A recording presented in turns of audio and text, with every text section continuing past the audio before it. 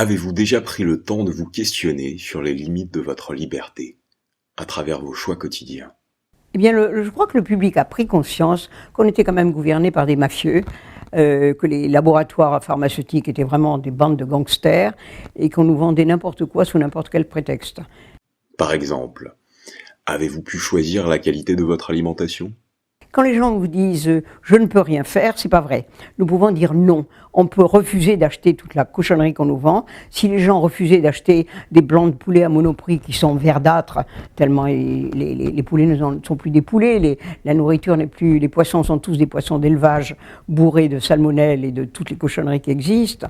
Si les légumes que vous achetez sont bio, savez-vous s'ils poussent en liberté ou dans une serre? Ensuite, notre nourriture est absolument épouvantable, ça on ne le dit pas. C'est absolument dégueulasse ce qu'on nous donne. Si on ne mange pas bio, on mange que des cochonneries. Et encore, même dans le bio, il faut faire attention parce que tout est pollué.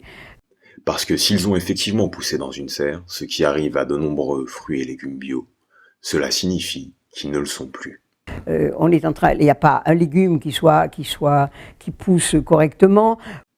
Alors, êtes-vous vraiment sûr d'avoir le choix? J'ai toujours été élevée dans un milieu où on s'est soigné naturellement, on n'était pas vacciné, on ne prenait pas de médicaments, on se soignait avec des simples. Quand j'avais, je sais pas, moi j'ai eu les maladies de l'enfance sans être vraiment malade. J'ai eu la rougeole, j'en étais ravie parce que comme ça je suis pas allée à l'école. J'ai eu la coqueluche, j'en suis pas morte. Et après j'ai eu des enfants qui ont eu des maladies que je n'ai pas eues, je les ai pas attrapées. Mes enfants ont eu chacun des maladies d'enfants qui n'ont pas passé aux frères et sœurs. Quand on vous dit que les maladies sont extrêmement contagieuses, ça n'est pas vrai. Donc j'étais déjà très préparée à tout ça, mais c'était pas mon combat pour moi. C'était, je vivais comme ça, et puis les autres vivaient comme ils voulaient. Et puis un jour, j'ai découvert, j'en ai parlé avec une amie biologiste qui m'a dit tu devrais écrire sur tous les scandales qu'il y a partout parce que personne ne le fait ou très peu de monde et il se passe quand même des choses épouvantables. Alors j'ai commencé à mettre mon nez dedans, mais pour tout. Alors l'eau, la composition de l'eau, l'énergie atomique, les OGM, la vache folle à l'époque, il y avait l'histoire de la vache folle, il y avait toutes ces choses-là, le cancer qui est soigné d'une façon complètement lamentable, enfin toutes les maladies. Et puis alors surtout les accidents médicaux qui arrivaient de tous les côtés. Et quand on met le nez là-dedans, on ne peut pas s'arrêter, ce qui fait que j'en suis au 35e bouquin là-dessus. C'est vraiment la boîte de Pandore. Plus on découvre, plus on est écœuré, encore même maintenant, je suis vraiment surprise de certaines choses qui se passent et qui sont monstrueuses. Avez-vous des enfants? Si oui, ils sont certainement vaccinés contre une demi-douzaine de maladies n'ayant plus cours en Europe depuis des décennies. L'avez-vous choisi? Ou vous êtes-vous senti contraint de le faire? Et le jour où les gens vont prendre conscience, ça va être une véritable révolution. Mais pas une révolution avec des armes. C'est pas avec des fusils qu'on va réussir. C'est en disant non. Moi, je voudrais que les gens osent dire non. Que toutes les femmes, par exemple, qui me disent comment faire parce que mes enfants vont à l'école et moi, je voudrais pas les vacciner. Et dans leur école, il y a forcément d'autres mères qui sont là. Au lieu d'aller voir le directeur ou le je sais pas quoi de l'école, ou de ne rien oser dire, ou de faire des faux, ou des contre-indications, etc. Si toutes les mères se réunissaient et allaient à l'école en disant, bah écoutez, on vous ennuie, nous, on n'enverra pas l'enfant à l'école tant qu'il sera, et on le vaccinera pas. Si toutes faisaient ça, bah, le directeur de l'école se dirait, attendez, moi je vais être au chômage maintenant, il n'y aura plus d'école. Bon, donc on va plus se mêler de ce qui ne nous regarde pas, parce qu'au fond, ça ne regarde pas un directeur d'école de si ses enfants sont vaccinés ou pas. Mais il n'y a plus de liberté. Vous savez, là, quand on vous dit qu'on est en démocratie, bon, comme disait, je pense, Churchill, bon, c'est la meilleure des mauvaises choses. Enfin, c'est pas bon, mais on ne sait pas quoi faire d'autre. Mais la liberté n'existe plus. Et elle se rétrécit comme une peau de chagrin. Parce que de plus en plus, il y a des lois contraignantes. On est obligé de faire ceci, de faire cela. Regardez tous les médecins qui, maintenant, sont déboutés de leur, enfin, sont privés de leur droit d'exercer parce qu'ils ont exercé en dehors des protocoles. On est tous des protocoles. Et j'ai sans arrêt des confidences de gens dans n'importe quel métier, dans n'importe quel secteur, qui vous disent « j'ai été confronté à des fonctionnaires qui me disaient « oui, mais vous n'entrez pas dans les cases que nous avons. On n'entre pas dans les protocoles, on n'entre pas dans des schémas. » Donc à partir du moment où on n'entre pas dans un schéma, ils sont perdus. Parce que vous savez, tout est pré-mâché, enfin tout le travail est fait pour que vous entriez dans le schéma. Et à partir du moment où vous sortez, vous êtes vraiment le virus qu'il faut absolument combattre. Je crois qu'on est quand même de plus en plus de petits virus comme ça pour les embêter. Vous, ou un de vos proches, suit-il un traitement antibiotique contre une maladie chronique? Est-ce par choix ou par manque d'alternative? Le docteur Helmiger, qui est un médecin merveilleux suisse, l'a écrit dans tous ses livres. Il a dit on a abruti la race humaine par les vaccinations en introduisant justement le vaccin contre la variole, etc. etc. Mais on ne s'en rend pas compte. Et quand les gens vous disent, par exemple, je refuse des OGM et je vais me faire vacciner avec le Gardasil, c'est un OGM. Serait-ce une coïncidence si la maladie ne fait qu'empirer?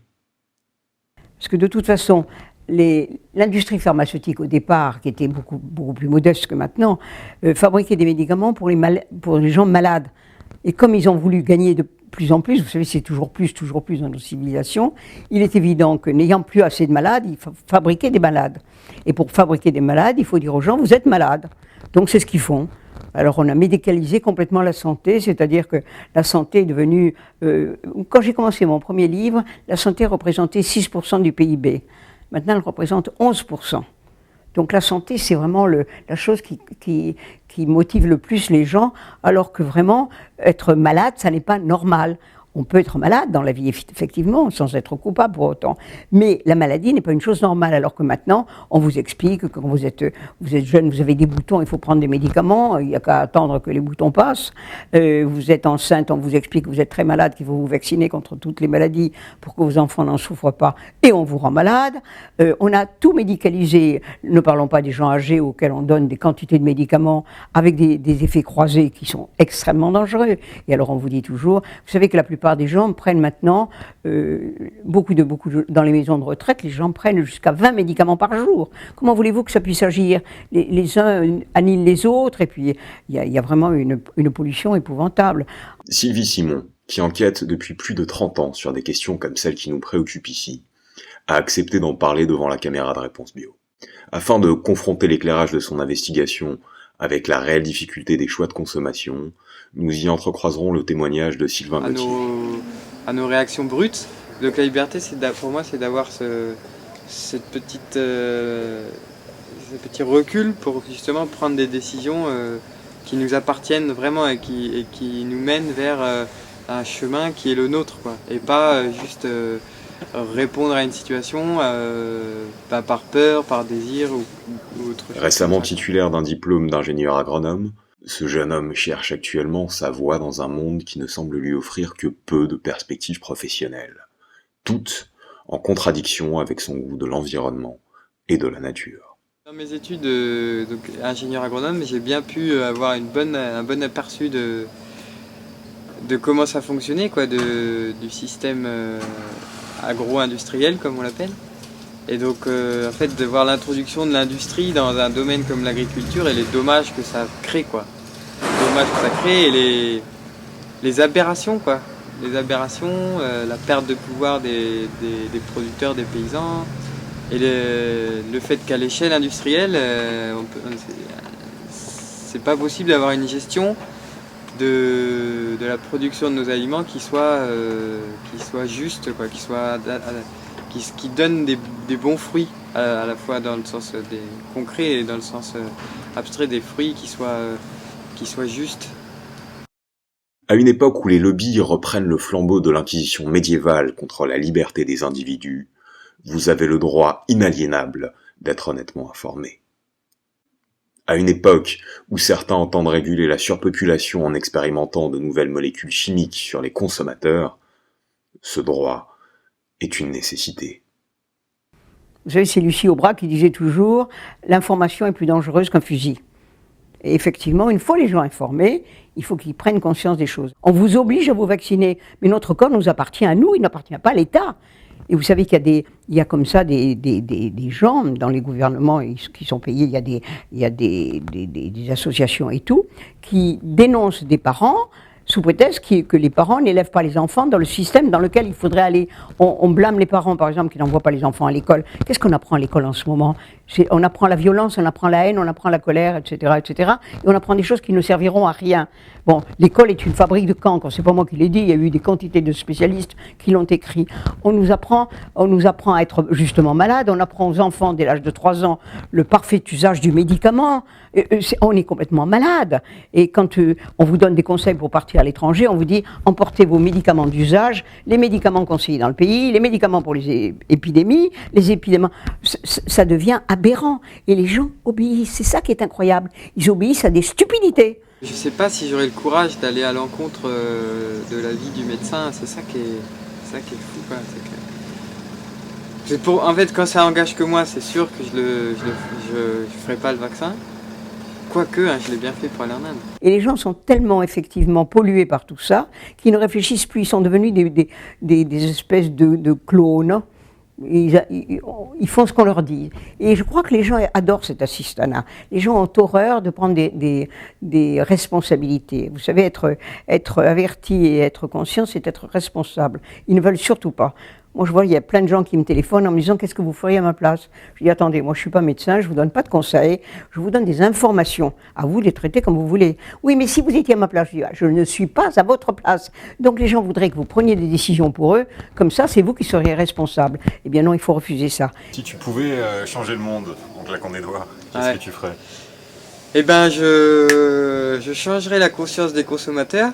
Et je leur dirais vraiment que le pouvoir, il est dans leur porte-monnaie et pas dans le bulletin de vote. Et que les gens, ils arrêtent de penser qu'on choisit un président une fois l'année et qu'ensuite on ne fait que le critiquer toute l'année et que nous, on peut bouffer de la viande et bouffer du sucre et des chips et être peinard devant notre canapé devant la télé, quoi. Il faut vraiment changer notre mode de consommation et choisir des produits qui représentent le monde qu'on veut, quoi. C'est-à-dire moins de viande, plus de produits qui respectent l'environnement, plus de fruits, moins de produits qui sont coûteux, qui sont produits de façon industrielle, comme les biscuits, les gâteaux, qui vont chercher l'huile de palme. Et si on veut arrêter ça, moi je crois qu'il faut que les gens arrêtent de consommer. C'est Coluche qui disait, si on n'achetait pas, on ne fabriquerait pas. Il avait raison totalement. Arrêtons d'acheter des cochonneries, et à ce moment-là, les gens seront bien obligés de faire autre chose. Je pense que c'est la non-consommation qui va changer tout. Si on disait tous non, c'est ce qu'on a fait en France. Remarquez qu'avec les OGM, par exemple, on est arrivé pour l'instant à les faire reculer. Mais il ne faut pas non plus croire que chaque fois qu'on fait des pétitions et autres, on obtient des résultats efficaces. Regardez ce qui s'est passé pour les gaz de schiste. On nous a dit qu'on les avait abandonnés. Il y a eu 70 permis qui ont été donnés dans la région parisienne. On en a retiré 3. Et moi, tout le monde m'a téléphoné en me disant « Ha ha, on a gagné, il n'y a plus de gaz de schiste ». C'est pas vrai.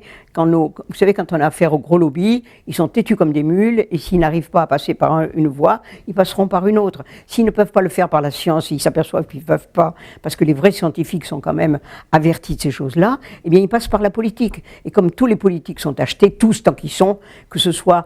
C'est pas forcément par l'argent, mais c'est le pouvoir. Ils ont un tel goût du pouvoir qu'ils se disent que s'ils contre ces gens-là, ils perdront leur pouvoir. Et tout plutôt que perdre leur pouvoir. Et quand on entend tous les hommes politiques vous dire moi je fais de la politique pour sauver la France par amour pour mon pays, je ne crois pas qu'il y ait grand monde qui les croit encore.